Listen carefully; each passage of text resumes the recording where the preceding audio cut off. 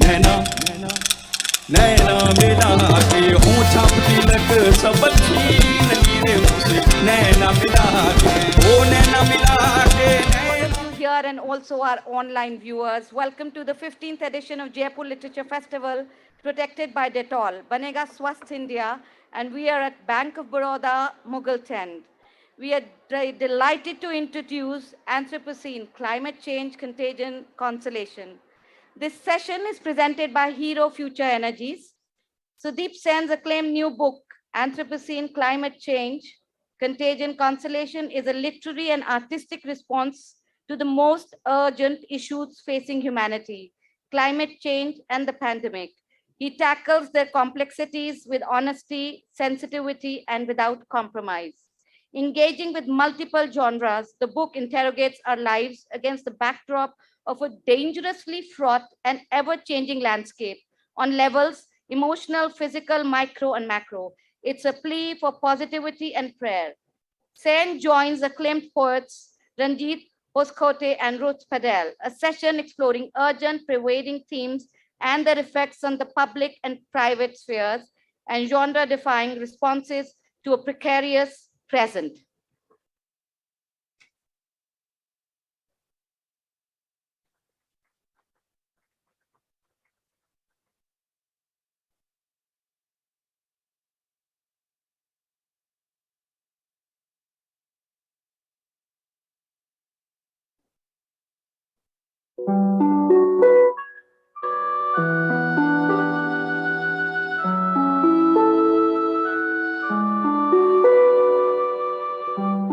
Because you hear the sound of a lone rustling leaf, you hear the sea.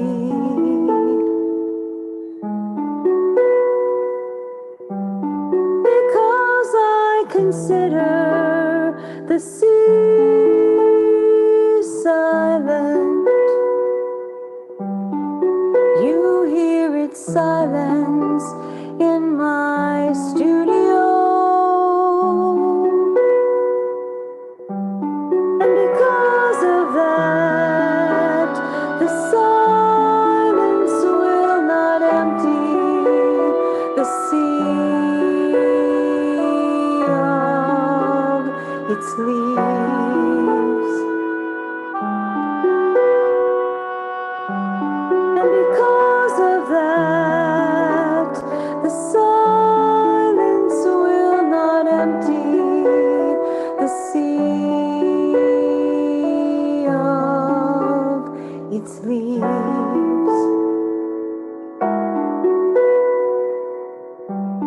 Because you hear the sound of a lone rustling leaf, you hear the sea.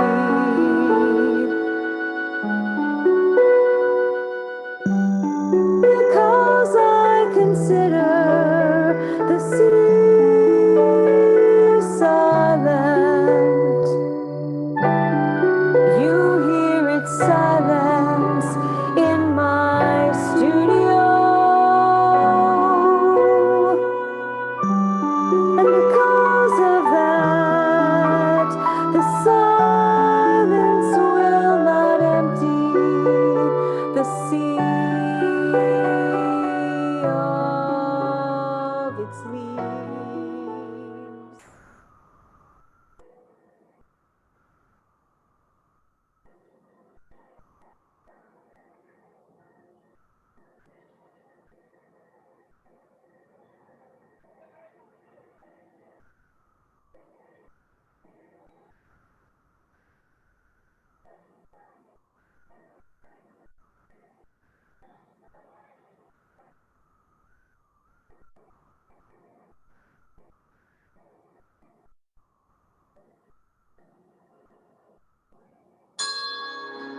Om तदंश्वं शौवर्णियो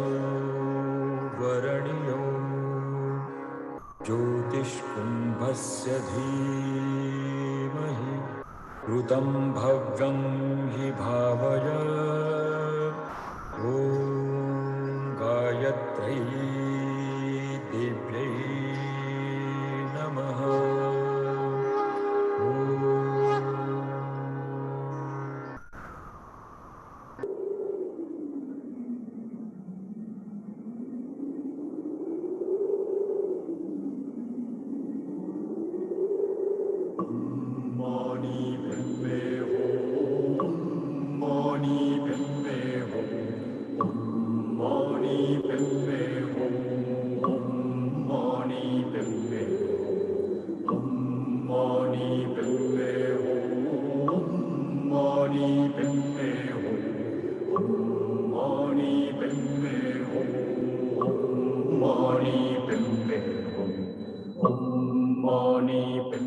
Om Mani Padme Hum.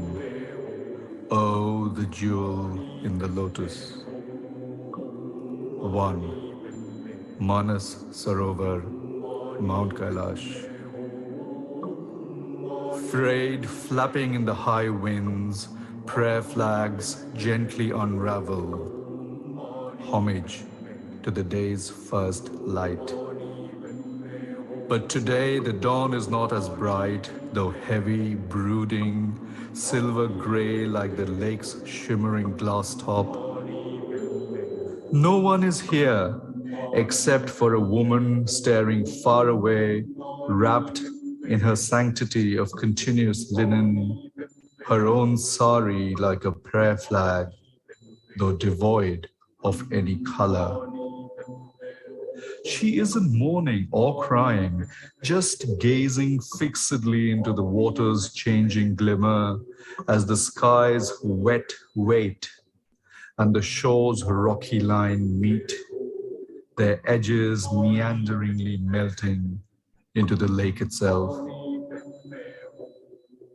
I stood far behind her, behind everything she saw. She was only an accidental figure in the widescreen frame.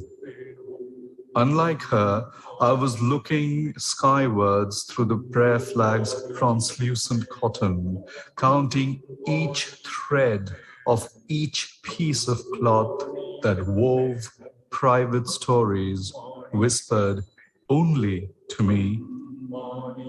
Weather-worn, strung across canted multiple horizons, I tried to map their own geographies, each an island, each with its own terrain, texture, inscription, and scripture.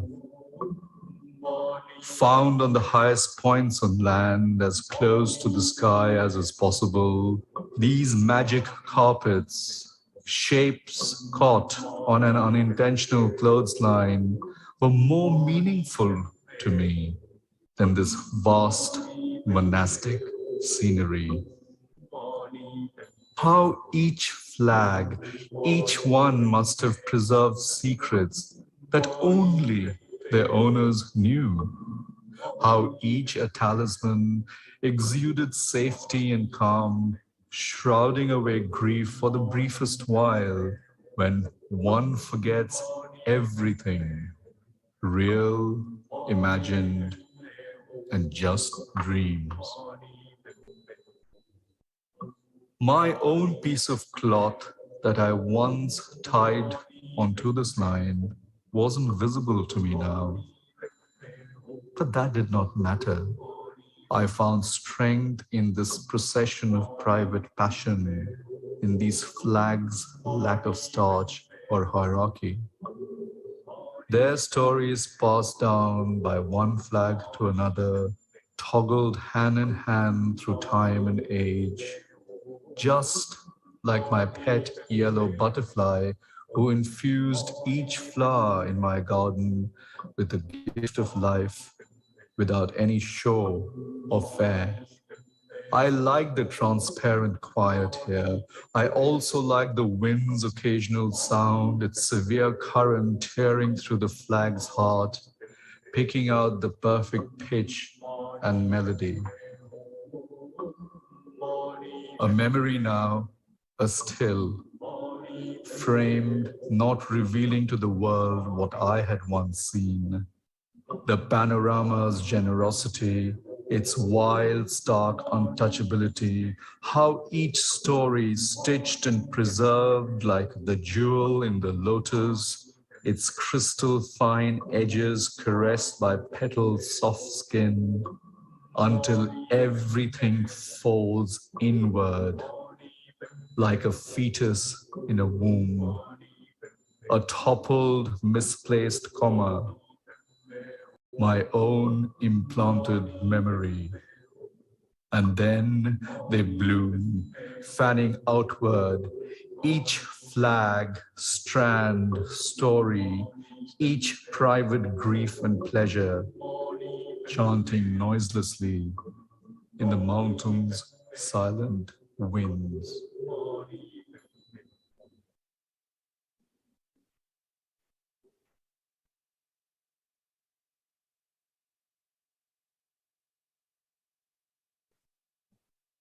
Good afternoon. Lovely to see all of you. It's been a long, long time.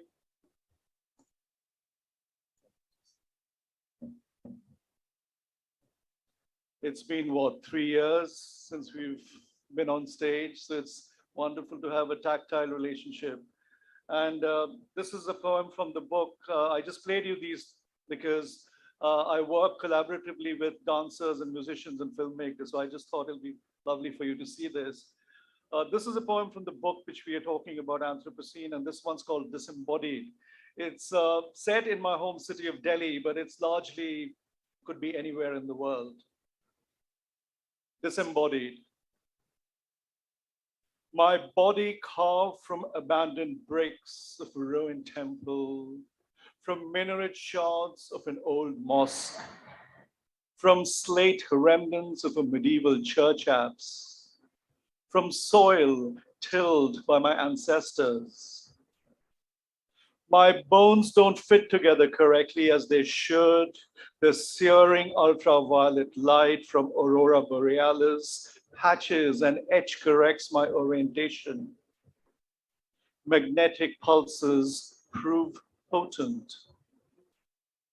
My flesh sculpted from the fruits of the tropics, blood from coconut water, skin colored by brown bark of Indian teak. My lungs fueled by Delhi's insidious toxic air, echo asthmatic sounds, a new vinyl dub remix. Our universe where radiation germinates from human follies, where contamination persists from mistrust, where pleasures of sex are merely a sport, where everything is ambition, everything is desire, everything is nothing, nothing, and everything. White light everywhere, but no one can recognize its hue. No one knows that there's color in it, all possible colors. Body worshipped not for its blessing, but its contour, artificial shape shaped by Nautilus, skin moistened by L'Oreal and not by season's first rains, skeleton strength not shaped by earthquakes or slow molded by fearless forest fires. Ice caps are rapidly melting, too fast to arrest glacial slide. In the near future, there will be no water left or too much water that is undrinkable, excess water that will drown us all. Disembodied floats afloat like Noah's Ark. No GPS, no pole star navigation, no fossil fuel to burn away, just maps with empty grids and names of places that might exist. Already, there's too much traffic on the road. Unpeopled hollow metal shells without brakes swerve about, directionless, looking for an elusive compass.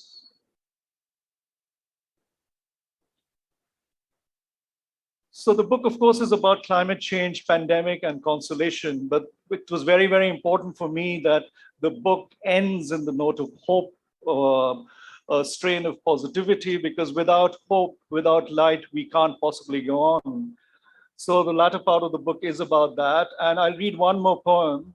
And this one's called language. And the way language is now twisted politically, cancel culture, and so on and so forth, the way the politicians spin language and so on. But it is our essential tool. We cannot possibly do without language.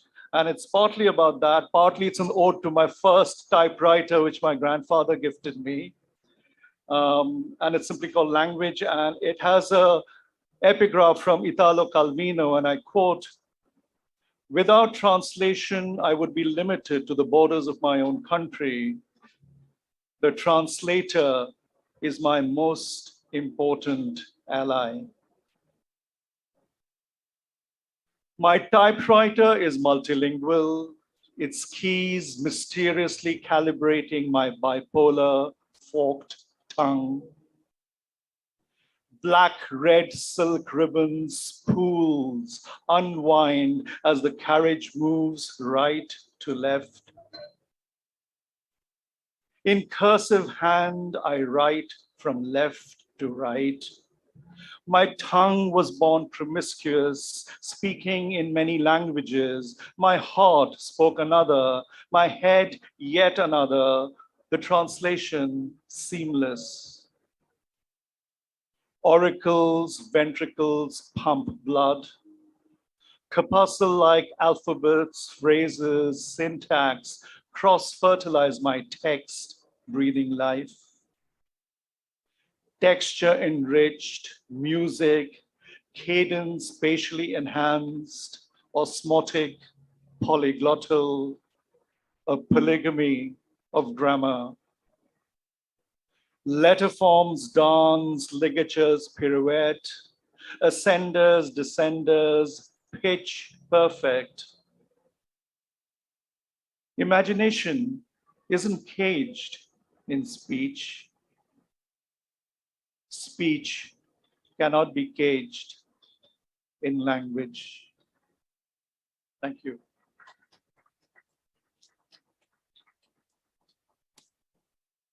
Yes.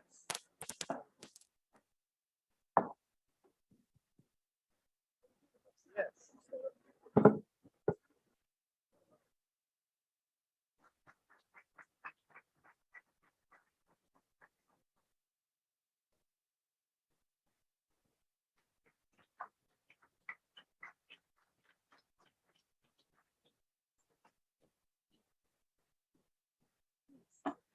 So I'm delighted to engage with this a little bit and to help give you all a glimpse of what's inside it.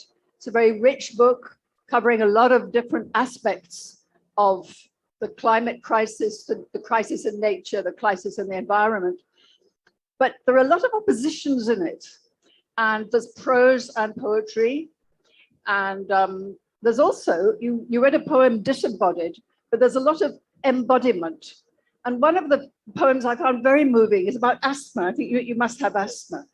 And a friend of mine had asthma, and he said once, Ruth, having bad asthma is like you need oxygen, but the very thing you need is poison to you. And I thought that was, would you like to talk a little bit about that? It seemed to enshrine the whole planet in your own body. Yes, I think, the fact that I also suffer from asthma just made me realize physically that it's not only in the best of times, it's a difficult thing to breathe, but with the pandemic, with the politics all around us, with the right wing, complete madness, we are in a situation that we are being choked politically, ideologically, spiritually, in every possible way. The oxygen is, to me, a metaphor for life. Of course, it is a metaphor for breathing and for sustenance. But in a sense that something like the sword, which Gandhi said that it should be free and it should be everybody's property until the British added a tax on it. Similarly, the corporates and the right-wing setup are taxing the oxygen in a very kind of oblique way by containing it in cylinders and selling it, by channeling it in a way that it is not accessible to normal people. So partly it's all about just that, the politics of air, the politics of breathing, the politics of just existence, really.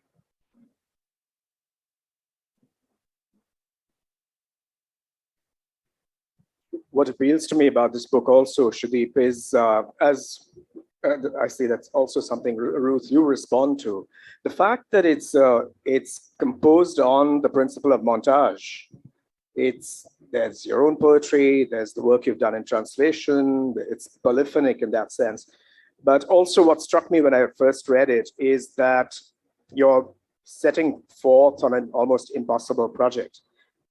There's at one level, Anthropocene, your book, is an attempt to write a kind of Ritu Samhara, a cycle of the seasons, like Kalidasa's, for instance.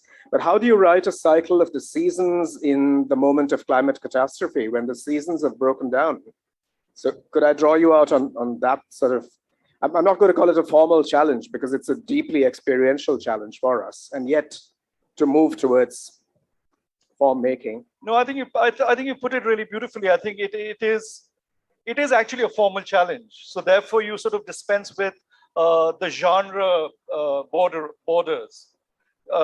I mean, I would have normally just written poetry and just published it as a poetry book, but this demanded kind of breakages and leakages and spillages, because that's what's happening around us. So prose seeps into poetry, poetry seeps into sort of meditative reportage. The first 2 months, many of us are very privileged. I have a terrace on top of my house. And the first 2 months, the only place I could go out unmasked was on my terrace. And it was wonderful. It was the childhood of the Delhi of my childhood that returned. You know, the skies were bluer, the birds returned.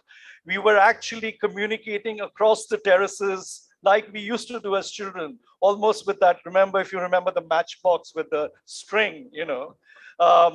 So it was almost like getting a sense of utopia back, but except that it's not. It's hazardously dangerous. While the skies were blue, the AQI of Delhi was hovering at 549, which is just the irony of the whole thing. So yes, it's not just experiential, but also I was trying to push the formal limits by using these kinds of genre breakages and fusing it back in a different way. But also it's a spiritual quest. It was as much a process of discovery and a process of healing for me as it was about writing it. Because we all needed healing. 12 of my friends perished during the pandemic. And that's why the second half of the book is really about hope and light. The book ends with one of my favorite Eastern European poets, Czeslaw Milosz. And I bookend the book with this quote, and I have to read this because this was like my mantra. And I just quote, Milosz says, "My generation was lost, cities too, and nations. But all this a little later. Meanwhile, in the window, a swallow." So it's these beautiful little things that make you live, that make you want to embrace, that make you want to hug. I think the more tactile we become, the better off as human beings we will be, because we've become so super sophisticated and erudite that we keep distances. Before we make a phone call, we send 5 text messages. How ironic and ridiculous is that? You should be able to pick up the phone. So it's about so many things that we are all grappling with. And at one level, as an artist, as a poet, we are very privileged that we can use our tool, the trade, in this case, poetry or whatever, to further that, really. But it was a process. I learned along the way as much as I, faltered. One of the parts of speech I noticed you use a lot is the adverb. And I was thinking that perhaps that is a way of characterizing a process. Only a fantastically wise and formal poet like Ruth Padel would pick on that. And I'm sure Ranjit has picked on the other formal aspects. It was a conscious decision. Yes, yes. It was just a trope in a way. because you have to disguise a lot of things and you're trying to push a certain kind of narrative forward. So how do you use the wonderful dictionary and of grammar and all the tools that we have in our possession? How do you recalibrate, remodulate, and rearrange them like Roman phalanxes, for a new kind of war that we are engaged in? And that phalanxes for us is the mask. Even without the mask, we as human beings, we as modern men and women have such masked existence. We have a masked self, we have a masked self on stage, we have another self when we are an audience member, we are something with our husbands and wives, with our children. So part of it was adverbially, I wanted to navigate that space. I want to touch on another aspect of the book, literally the way the book was made. And I find this interesting because I lead a life that's, that's partly in the world of literature and partly in the visual arts. And often I've found these two things, I found myself keeping them apart for no good reason. And I'm very happy to see, for instance, in your book, you bring together the work you've done in photography, or your response to the visual arts comes in and becomes part of the book. I was also thinking of, yes. No, another one. Also was thinking of Amitav Kumar's new book, The Blue Journal, and how he brings together his diary as well as the paintings and drawings that he's been doing. I find this convergence interesting, and I just want to draw you out on that. Did you feel that was done against a certain pressure to keep these things apart, or does it look forward to a new audience that includes both readers and viewers? To tell you really honestly, I wasn't really thinking about the audience when I set it out. I mean, it's in an odd kind of way, and it doesn't sound right if I say this. The book was a gift of the pandemic to me. There was so much destruction and negativity all around, but I got something positive back in terms of creativity and the book. As you know, side B of my life is as a photographer. And so the way the reason the photographs are there is partly because it was the month on the terrace where I would photograph everything. And I used the same 16:9 aspect ratio, the same tree and the skyscape changing over a month. And how the same frame, even if you keep the camera static, nature does all the filtering and the saturation and the contrast ratios for you. These are untouched pictures. And they're so varied. It all depends on the STP, standard temperature and pressure around us, the geological and geographical forces around you, the sky. Of course, pollution makes pictures prettier. Ironically, as you know, the sunsets are more ruddy and orange because of the particulate matter in the system. So in a sense, it brings in a lot of different sides of my artistic persona, so to speak, together. I was very, very lucky that the publisher was willing to run with it, because as you know, a moment you put color photography in a book, the price of the book jumps manifold. Just one format. So I was told, keep it within 8 or 16, and publishers and designers here would know that one form, which is one sheet, works in 16 pages. So if I had the 17th photograph, the price would have gone up. So so there's all that. But yes, the way the typography is arranged, the white spaces around the ink spaces are equally important for me, because I think a lot of the books, especially in India, are overcrowded. They're too textually dense and heavy. And I think it's important for the page to breathe. And the only way you can do it is use the right kind of typeface and typography, and also the way you arrange things on the page without any gimmicks. So it should appear classy and untouched, but there's a lot of thought that goes behind it. And as you know, as a curator and artist, that little square frame or the rectangle frame, a lot of things are going on inside and outside of it. Yeah. Finally, I just wanted to ask you, What does the falling leaf mean to you? These leaves on the front, the leaves on the back, are we all falling leaves? It's fallen leaves outside my window. No, it's partly, it's an ode to that. No. The photograph itself was taken by me.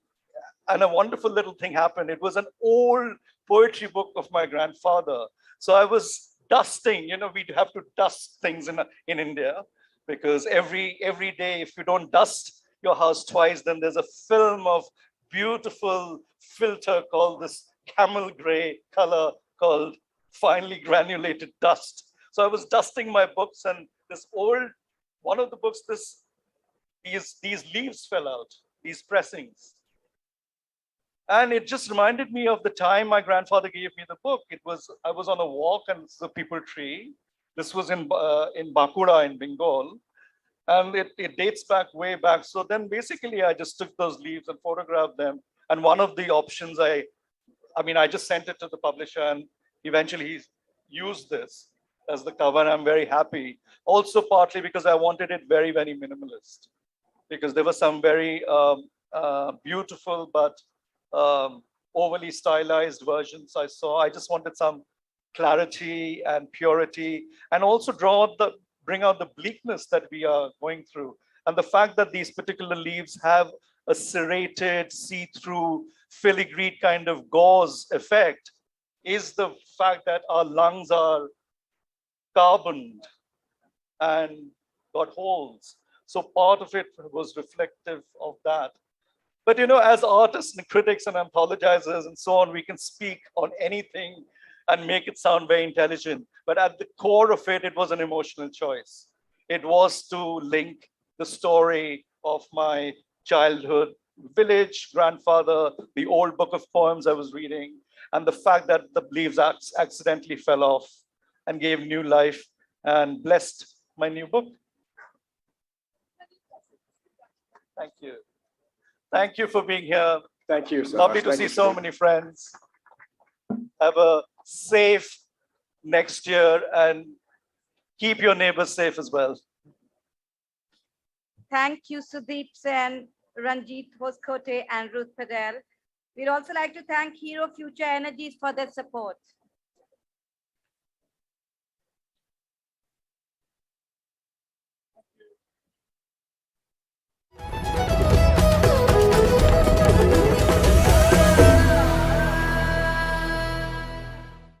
Hello everyone, I'm Neil Daswani from Singapore, and today I'll be reading poems from my latest book, All the Shades of Truth. Many of these poems use the lingua franca of the pandemic to cover the tragic all the way to the whimsical.